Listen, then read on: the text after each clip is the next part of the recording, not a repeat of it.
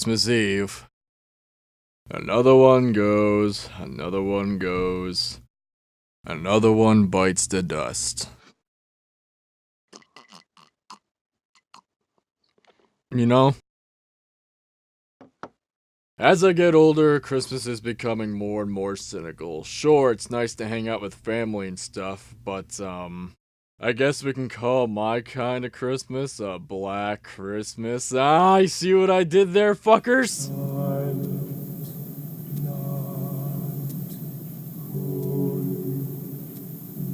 I knew I could find another excuse to do a horror film.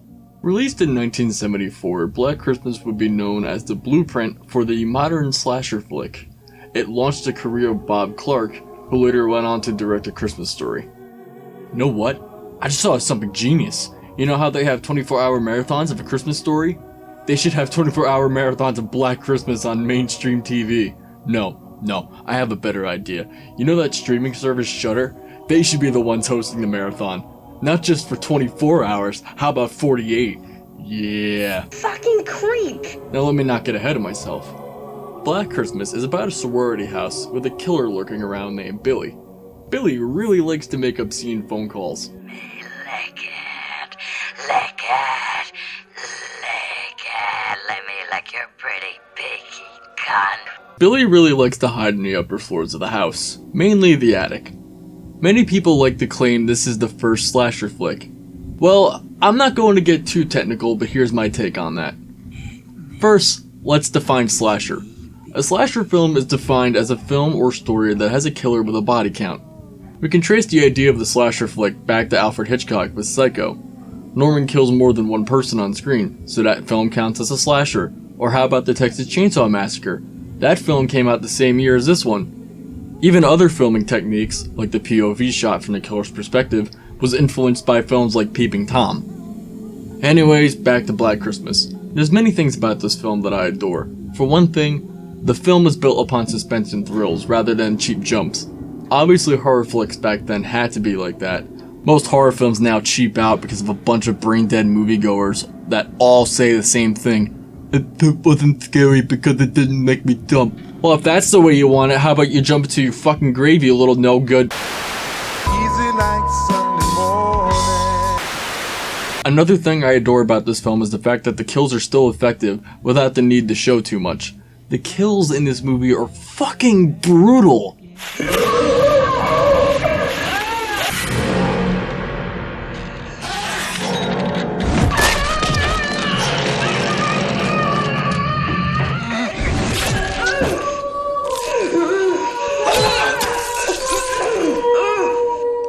The only thing that bothers me with this film are the police. These guys are fucking idiots!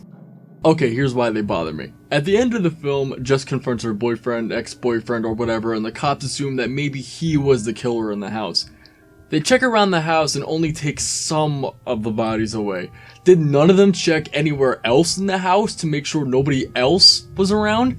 None of them went in the attic? The last shot of the movie is literally two of the bodies in the attic as the phone rings. Aren't the police supposed to check the whole entire house for this kind of shit? First time I watched the film, I was going ape over this shit. Look around the damn house. You filthy animal. All this stupidity aside, the film is still a must-watch. Sure, it's a little problematic at the end, but there's so much more that's great about it. The cinematography, the location, the score, the acting, and so much more. If you want to watch this film, I'd get the Blu-ray from Shot Factory. They did an amazing job of their restoration, and it's a must-own for any film fanatic. Now excuse me, I have to burn a celebratory hole in my liver. Merry Christmas, you filthy animals. And keep the change.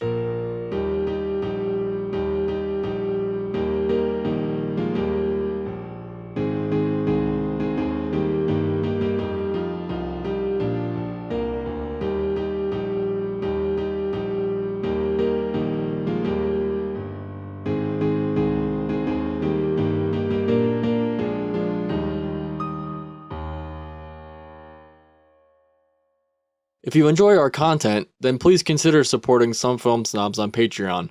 Thank you.